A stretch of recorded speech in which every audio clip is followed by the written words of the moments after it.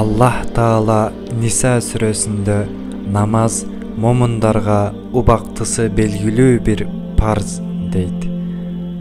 Аллахтын элчиси Мухаммад саллаллаху алейхи ва саллям мындай дейт: Аллах кулдарына 5 убак намазды парз кылды. Намаздын эч бир рүкүнүн калтырбай жана кайдыгерлик кылбай, ар күнү 5 убак намаз окуган адамды бейишке киргизүүгө Аллах убада кылган. 5 убак намазды окубаган адамдар үчүн Аллахтын эч кандай убадасы жок.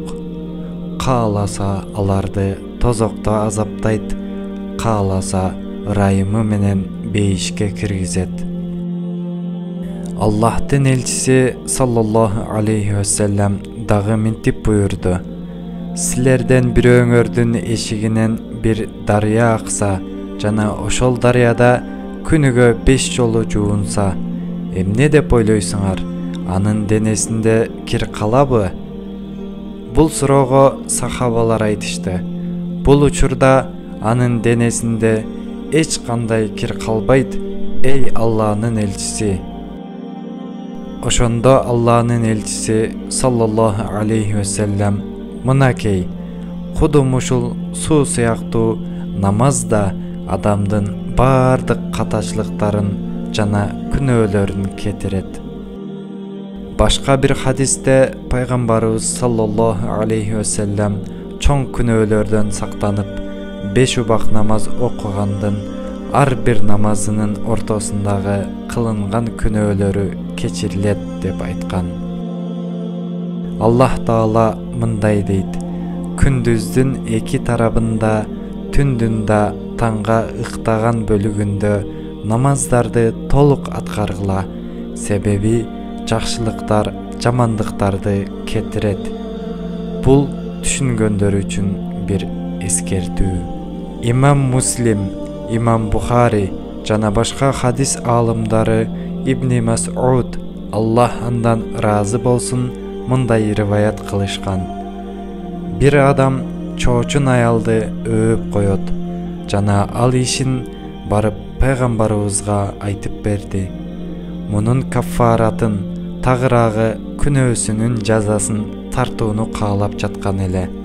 Ошондо ушул аят түшөт: Күндүздүн 2 тарабында, түндүн да таңга ыктаган бөлүгүндө намаздарды толук аткаргыла, себеби жакшылыктар жамандыктарды кетирет. Бул түшүнгөндөр үчүн бир эскертүү. Ошондо ал адам: О Алланын элчиси, бул аят мен үчүн түштүбү? Алланын элчиси айтты: Бул аят үммөтүмөн амал кылгандарынын баары үчүн. Имам Ахмад ибни Ханбал, Имам Муслим жана башка хадис аалымдары Абу Умама радиаллаху анхтан ушинтип риваят кылышат: Аллахтын элчиси менен бирге мечитте элек. Ошол учурда бир адам келип айтты: Эй Алланын элчиси, мен бир күнөө кылдым. Ошондуктан Аллах мага каалаган жазаны бер. Аллахтын элчиси ага жооп бербеди. Ал да талабын 1-2 жолу кайталады. Аллахтын элчиси болсо унчукпады. Ошентип намаз убактысы кирип намаз окушту. Алланын элчиси намаздан чыккандан кийин ал адам артынан ээрчиди. Мен да ал адамды ээрчидим. Ага бериле турган жоопту угууну кааладым эле.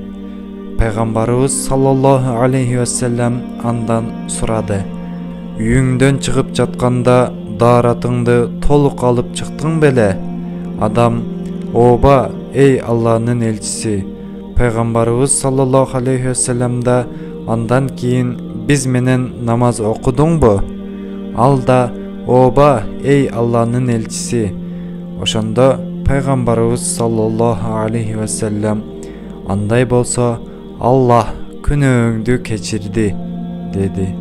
Аллахтын элчиси саллаллаху алейхи ва саллям мынтип буйрду: Мунафык эки жүздүүлөрдөн айырмабыз багымдат намазы жана куптан намазын жамаат менен окуубуз болуп саналат. Себеби бул намаздар мунафыктар үчүн оор келет, ошондуктан окушпайт, деди. Алланын элчиси башка хадисте мынтип буйрду: намаз окубастан Алланын алдына барган адамдын Аллах башка жакшылыктарына карабайт, баалабайт. Аллахтын элчиси мынтип буйрат: намаз диндин түркүгү, аны таштаган адам динин жыгыткан болот. Кимде ким толук даарат алып жана убактыларына көңүл буруп 5 убак намазды окуса, кыямат күнү намазы ага нур жана жол көрсөтүүчү болот. Намазды таштап кайдыгер болгондор Фираун жана Хаман менен бирге тирилтилет. Алланын элчиси мынтип буйрат: бейиштин ачкычы бул намаз. Башка хадисте пайгамбарыбыз мындай дейт: Аллах кулдарына таухид калимасынан башка намазчалык өзүнө сүйүктүү ибадатты парз кылбады. Эгер Аллах үчүн намаздан да сүйүктүү бир ибадат болгондо, периштелер ошол ибадат менен Аллага кулчулук кылышмак. Периштелердин кээ-бирлери рүкүда, кээ-бирлери саждада, кээ-бирлери тике турушкан жана кээ-бирлери да отурушкан абалда намаз окуп жатышат. Аллахтын элчиси мынтип буйрат: намазды атайлап парыздыгына ишенбей таштаган адам капырлык кылды. Тагыраагы, намазды атайлап таштап колун ыйман жибинен тарткан жана түркүгүн жыгыткан адам капырлыкка жакындашты.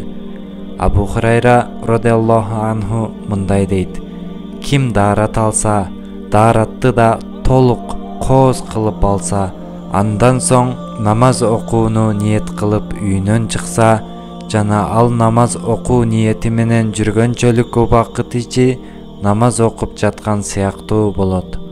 Анын ар бир кадамы үчүн бир жакшылык жазылат жана жамандыгы өчүрүлөт. Муну уккан ар бирибиз мындан кийин намазга чакыруу болгондо кечиктиришибиз туура болбойт. Албетте силерден эң көп сооп ала турганыңар үйү мечиттен эң узак болгону. Ошондо ал жердегилер сурашты: эмне үчүн, эй Абу Хурайра? Мечитке баратып дагы да көп кадам аттаган үчүн. Пайгамбарыбыз саллаллаху алейхи ва саллям мынтип буйрду: кулду жашыруун саждасы сыяктуу Аллага жакындаткан ибадат жок. Алланын элчиси дагы мынтип буйрду: Аллах үчүн сажда кылган ар бир момун ал саждасы менен Аллах тарабынан бир даража көтөрүлөт жана бир күнөөсү кечирилет. Риваятта бир сахаба пайгамбарыбызга мындай дейт: эй Алланын элчиси, Аллага дуа кыл, кыяматта сенин шапаатыңа жана бейиште сенин кошунаң болуума насип кылсын. Пайгамбарыбыз анын бул талабына мынтип жооп берет: сен да көп-көп сажда кылып мага жардам бер. Дагы бир риваятта кулдун Аллага эң жакын болгон учуру сажда убактысы. Дагы Аллах мындай буйрат: аларды рүкүда жана саждада көрөсүң. Аллахтан ырайым жана ыраазычылык сурашат. Алардын белгиси жүздөрүндөгү сажда издери.